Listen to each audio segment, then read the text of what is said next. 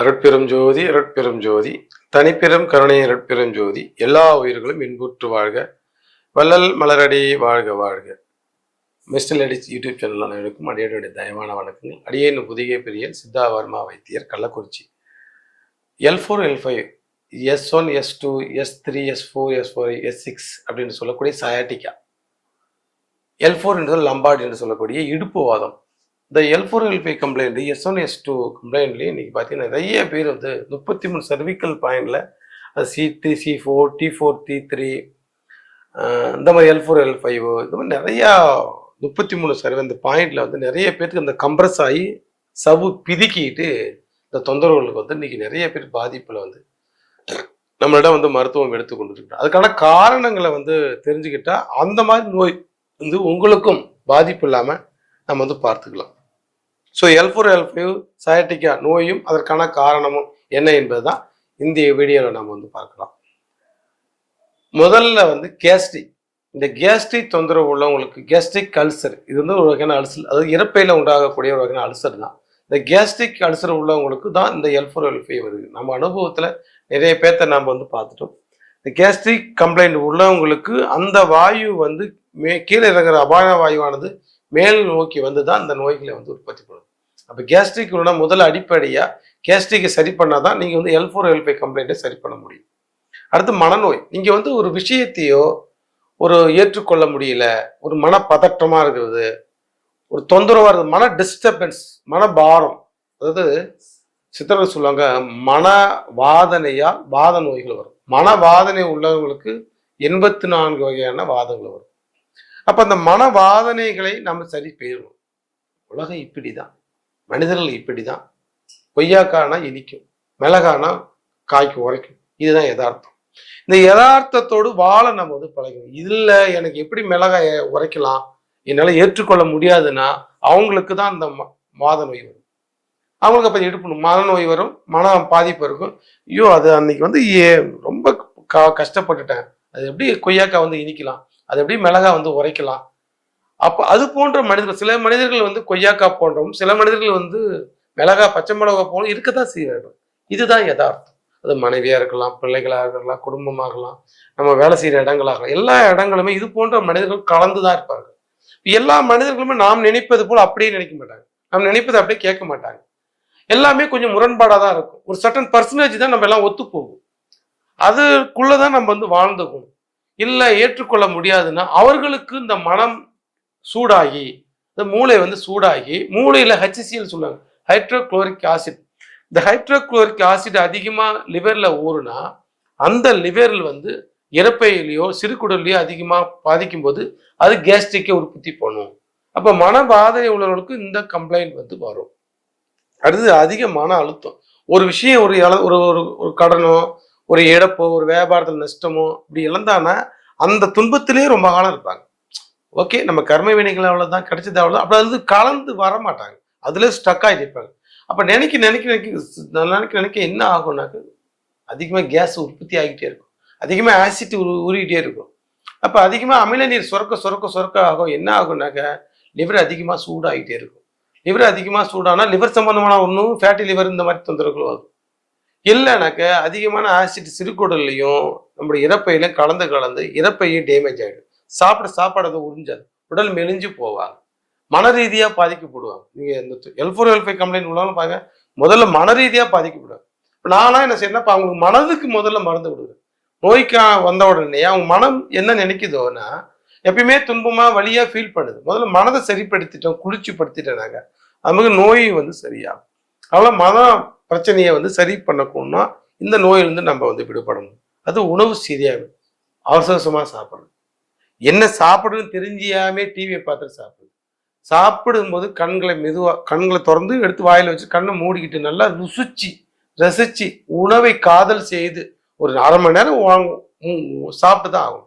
ஒரு நாளைக்கு ஒரு வேளை உணவுக்கு அரை மணி நேரம் 30 நிமிடம் ஒதுக்கி தான் நீங்கள் ஆகும். ஆரோக்கியமாக வாழணும், எனக்கு பிரச்சனை வரக்கூடாது, நான் நல்லா இருக்கணும், மன ரீதியாக உடல் ரீதியாக, நான் ஒரு நாளைக்கு அரை மணி நேரம் உணவுக்கு ஒரு வேளை உணவுக்கு ஒதுக்கணும். 3 வேளை உணவுக்கு 1.5 மணி நேரம் ஒதுக்குங்க.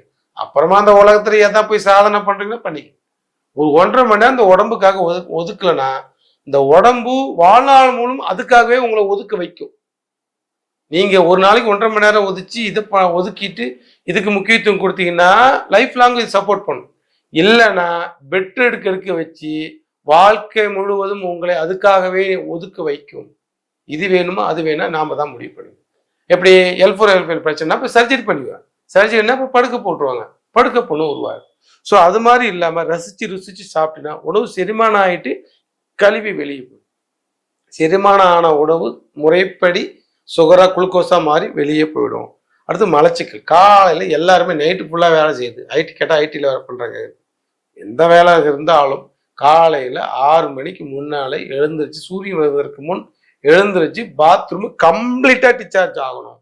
பாத்ரூம் போகிறேன் சார் நான் போகிறேன் அப்படி இல்லை, கம்ப்ளீட்டாக முதல்ல மழை பெருசாக வரணும், பாம்பு மாதிரி வரணும், மழை வந்து பீங்காலில் ஒட்டக்கூடாது, தண்ணியில் மிதக்கணும். இந்த மாதிரி மழை கம்ப்ளீட்டாக வெளியே வந்த பிறகு ஒரு சவ்வு மாதிரி லைட்டாக ஒரு ஈரப்பசத்தோடு நம்ம வெளியே ஆகும். அதுதான் கம்ப்ளீட்டு மலம் வந்து டிஸ்சார்ஜ் ஆகணும். இந்த டாய்லெட் கம்ப்ளீட் டிஸ்சார்ஜ் ஆனால் தான் உள்ளுக்குள்ளே கேஸ் உற்பத்தி ஆகும். அப்போ வாயு உற்பத்தி ஆகும். சரி சார் வந்துருச்சு என்ன பண்ணலாம் அப்படின்னா முதல்ல நீங்கள் அடிப்படையாக என்ன பண்ணணும்னாக்க ஒரு பேதி மருந்து எடுத்துக்கணும். நாங்கள் என்ன பண்ணுறோம்னா அவங்களுக்கு வெட்டவாய் சிந்திரம்னு ஒரு லிங்கம் கலந்த மருந்தை போடும். வெட்டவாய் சிந்திரம் என்ன பண்ண கம்ப்ரஸை வந்து எடுத்துவிடணும். ஏன்னா இந்த வாயு ஏறி என்ன பண்ணாக்கா அந்த ரத்த நாளங்களை வந்து கம்ப்ரஸ் பண்ணும். கம்ப்ரஸ் போது அங்கே இருக்கிற சவ்வு வந்து பிதிக்கிடும்.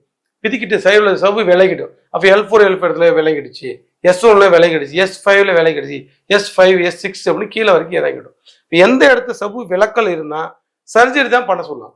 நாம் அந்த வெட்டவாய் சிந்திரம் கொடுத்து ஒரு வாரத்துக்கு ஒரு நாள் சாப்பிடக்கூடிய மருந்து 5 ஒரு மாசத்துக்கு 5 வேளை மருந்து வெட்டவாய் சிந்திரம் கொடுத்துருவோம். கொடுத்துட்டு மற்ற உள்ளுக்குள்ள ரெகுலரான சில மருந்துகள் ஒரு அந்த கேஸ்ட்ரிக்கை சரி பண்ணக்கூடிய மருந்துகள், சீரணமாக்கக்கூடிய மருந்து, அதாவது நோய்க்கான காரணத்துக்கு முதல்ல மருந்து, நோயினுடைய பாதிப்புக்கு மருந்து, நோய் வராமல் இருப்பதற்கான மருந்து. இப்படிதான் நம்ம நோய்க்கு எந்த நோய்களுக்கு மருந்து கொடுத்தாலும் நம்ம இந்த பார்வையில தான் கொடுக்குறோம். நோய்க்கான என்ன காரணம், முதல் கேஸ்ட்ரிக், அப்ப கேஸ்ட்ரிக் சரி பண்ணக்கூடிய மருந்து. நோயுடைய பாதிப்பு என்ன, வாதத்தை சரி பண்ணக்கூடிய மருந்து. நோய் வராமல் இருப்பதற்கு என்ன அப்படின்னாக்க உடல் பலவீனத்தை சரி பண்ணணும், உடல்ல மூளையை குளிர்ச்சிப்படுத்தணும், லிவரை குளிர்ச்சிப்படுத்தணும், அதிகமாக ஹைட்ரோக்ளோரிக் ஆசிட் ஊறாம நம்ம வந்து பார்த்தோம். ஸோ இந்த வகையான மருந்துகள் L4 L5 நம்ம 8 வகையான மருந்து வந்துடுது. வெட்டவாய் சிந்திரம் அந்த கம்ப்ரஸை எடுத்து விட்டுடும். ஆனால் பாதிப்பை நம்ம வந்து சரி பண்ணணும் இல்லையா, அது இனிமேல் வராமல் சரி பண்ணணும் இல்லையா. அப்போ இதுக்கெல்லாம் தான் நம்ம 5 7 8 வகையான அனுபவமான மருந்து 2 மாதம் நீங்கள் வந்து எடுத்துக்கிட்டீங்கன்னாக்கா 100% வந்து நிறைய நம்மளுடைய L4 L5 இந்த சேனலில் போட்டு யூடியூப் போட்டு ஏகப்பட்ட பேர் நம்மகிட்ட ஒரு மருந்து வாங்கி 100க்கு 100 குணமடைச்சு 2ஆம் மாதம் 3ஆம் மாதம் நிறைய பேர் வாங்கிட்டே இருக்காங்க. ஆனால் சில பேர் பத்தியத்தை நான் சொல்கிறேன், பத்தியத்தையும் வந்து ஃபாலோ பண்ணும். பத்தியத்தோடு ஃபாலோ பண்ணுற நோய் தான் சீக்கிரமாக வந்து குணமடையும். 2 மாசத்துல கொஞ்சம் தேவைப்பட்ட சில பேருக்கு வருமா. ஏன்னா பாதிப்பு எந்த அளவுக்கு பேஷண்ட்டை பார்த்து தான் நம்ம சொல்ல முடியும். பேஷண்ட்டை பார்க்காம இந்த விஷயங்கள் நம்ம ஒரு பொதுவாக சொல்கிறோம். அது நம்ம பேஷண்ட்டை பார்த்து நம்ம டயக்னோஸ் பண்ணும்போது என்ன பாதிப்புன்னு வேற என்னென்ன தொந்தரவு சூறு இருக்கும், சூருக்கும் சேர்த்து கொடுக்க வேண்டியிருக்கும். சில பேருக்கு வேற வேற பாதிப்பு இருக்கும், அதுக்கு சேர்த்து கொடுத்து தான் நம்ம மருந்து கொடுப்போம். எப்படினாலும் 100க்கு 100 குணமளிக்கலாம். சரியான வைத்தியர்கள் சரியான மருத்துவங்கள் நீங்கள் வந்து எடுத்துட்டீங்கன்னா இந்த L4 இடுப்பு வாதத்தை, குனிய முடியல சயாட்டிகா பிரச்சனையை, பேரரசனன் நரம்பு வாதம்னு சொல்லுவாங்க, அந்த சயாட்டிகா நர்வஸ், இது எல்லாமே சரி பண்ண சித்த மருத்துவத்தில் எத்தனை மாதிரியான தொந்தரவுகள் எவ்வளோ அவஸ்தையில படுக்க முடியும் எந்த நிலையில நீங்க இருந்தா கூட இந்த நோய்களை குணப்படுத்தி கொள்ளலாம். ஆப்ரேஷன் சர்ஜரி பண்ணாம சரி செய்து கொள்ளலாம். நம்முடைய சித்த மருத்துவத்துல வர்மம் துணை கொண்டு வர்ம மருத்துவத்தை சில வர்மக்கள் செய்தும் துணைப்படுத்தலாம், கைரோபிராக்டிகள் செய்தும் குணப்படுத்தலாம், உள்ளுக்குள்ள மருந்து சாப்பிட்டும் குணப்படுத்தலாம். இப்படி பல்வேறு வகையான முறைகளில் இதை குணப்படுத்தி நீங்க 100க்கு 100 குணமாக ஆரோக்கியமாக 40 வயது கடந்தவர்கள் குனிய முடியல, நிமிர முடியல, அலைமெண்ட் மாறி போச்சு, கை கால் இழுத்துட்டு போச்சு, ஒரு பக்கமா சாஞ்சு நிற்கிறேன், இது எல்லாமே 100க்கு 100 குணமளிக்கக்கூடிய மருந்து தான். சரியான மருத்துவம், சரியான பத்தியம், சரியான வைத்தியர்கள் நடினால் ஆரோக்கியம் நிச்சயம். ஸோ இந்த மாதிரியான ஒரு L4 L5 சயாட்டிகா கம்ப்ளைண்ட்டை என்ன பண்றது, இது என்ன சார் மருந்து, சரி சார் எப்படியே ஆயிடுச்சு, இப்படி தொந்தரவு இருக்குது, அடுப்படியா இருக்குது, ரொம்ப அவஸ்தைப்படுறோம், குனிய முடியல சார், நிமிர முடியல சார், படுக்க முடியல சார், நடக்க முடியல சார், ஒருத்தன் துணை கூட தான் பாத்ரூம் போறான், என்ன சார் பண்ணலாம் அப்படின்னா இதுக்கு ஒரு அற்புதமான மருந்து. இது வந்து வெட்டவாயு செந்தூரம் அப்படிங்கிற மருந்து குறித்து வைத்துக் கொள்ளுங்கள். இது வந்து நாட்டு மருந்து கடையில கிடைக்காது. அனுபவமான வைத்தியர்கள் சில பேர் தான் வந்து இதை பயன்படுத்துறாங்க. வெட்டவாயு செந்தூரம். இந்த வெட்டவாயு செந்தூரம் வந்து லிங்கம், நேர்வாளம், சங்கன் இலை, லிங்கத்தை முறைப்படி சுத்தி செய்கிறோம்.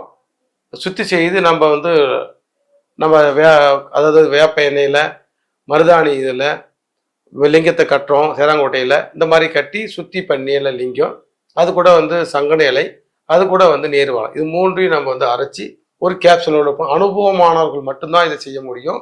எல்லா வைத்தியர்களும் கூட இதை செய்வதில்லை. நம்மிடம் நிறைய பேர்களுக்கு இதை வாங்கி குணமட்டம்.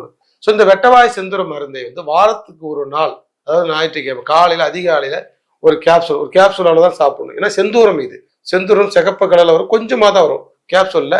அதிகாலையில் 5 மணிக்கு சாப்பிட்டீங்க அப்படின்னாக்கா 1 மணி நேரம் வெயிட் பண்ணி 6 மணிக்கு மேலே பேதியாக ஸ்டார்ட் ஆகும். பேதி போகிற சுடுதண்ணி குடிக்கிறோம், பேதி போகிற சுடுதண்ணி குடிக்கிறோம், பேதி போகிற சுடுதண்ணி.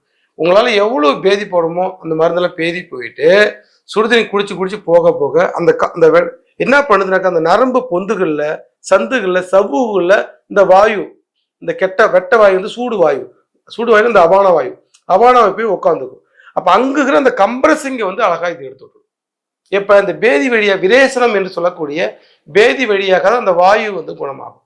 அப்போ இந்த உள்ளுக்குள்ள வாயு வெளியெடுப்பதற்கு தான் அவங்க சர்ஜரி பண்ணுறாங்க ஆங்கில மருத்துவம்.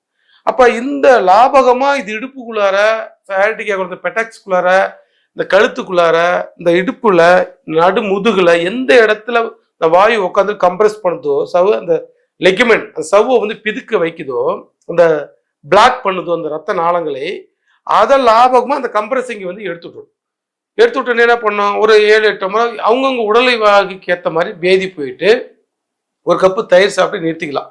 அன்னைக்கு உப்பு புளி காரம் இல்லாமல் மோர் சோறு, தயிர் சோறு, கஞ்சி சாதம் மட்டும் சாப்பிட்டு ஃபுல் ஓய்வு. போனக்கே நல்லா ஓய்வு. சிலருக்கு அந்த ஒரே நாள் மருந்துலேயே கூட ரெடி ஆகிடும். ஒரே வேளை மருந்து காலையில் 5 மணிக்கு சாப்பிடக்கூடிய ஒரு கேப்சூல், அதில் சில பேருக்கு ரெடி ஆகிடும். ரெடி ஆகலைனாக்கா அடுத்த வாரம் 8 நாள் கழிச்சு அடுத்த வாரம் இந்த மாதிரி ஒரு கேப்சூல், இதே ப்ராசஸ். இப்படி ஒரு மாசத்துல ஒரு 5 நாள் மருந்து. இந்த வெட்டவாய் செந்தூரம் நீங்கள் சாப்பிட்டீங்கன்னாக்க உடம்புல எந்த இடத்துல கம்ப்ரஸ் ஆகிட்டு, எந்த இடத்துல சவ்வு பிதுக்கம் ஆகிட்டு, எந்த இடத்துல அலைன்மெண்ட் எலும்புலாம் மாறி போயிருந்தா எல்லாத்தையும் சூப்பராக சரி பண்ணக்கூடிய ஒரு அற்புதமான மருந்து பார்த்தீங்கன்னா இந்த L4-L5க்கு சயாட்டிக்காவுக்கு நம்முடைய வெட்டவாய் செந்தூரம். வெட்டவாய் செந்தூரத்தை கண்டிப்பாக பயன்படுத்துங்க. உங்களுக்கு 100க்கு 100 குணமளிக்கும். இது ஒரு ஆயிரக்கணக்கான லட்சக்கணக்கான நோயாளிகளுக்கு இது கொடுத்து நம்ம குணமளித்த ஒரு அனுபவத்தில் தான் நான் சொல்லிக்கிட்டேன். இது ஏதோ யாரோ சொன்னாங்களோ அப்படிலாம் இல்லை. நாம்ளே முறைப்படி இதை செய்து பேஷண்ட்டுக்கு கொடுத்து அனுபவத்தில் கண்ட ஒரு மருந்து தான் இந்த வெட்டவாய் செந்தூரம். ஸோ வெட்டவாய் செந்தூரம் மருந்தை சாப்பிட்டு நீங்கள் எல்லாரும் இடுப்பு வலி இல்லாமல் குணமாக ஆரோக்கியமாக பெற வேண்டும் என்பது அடியனுடைய மனமார்ந்த வாழ்த்துக்கள், வெற்றிகள். நன்றி, வணக்கம். அருட்பெருஞ்சோதி, அருட்பெருஞ்சோதி, தனிப்பெருங்கருணை.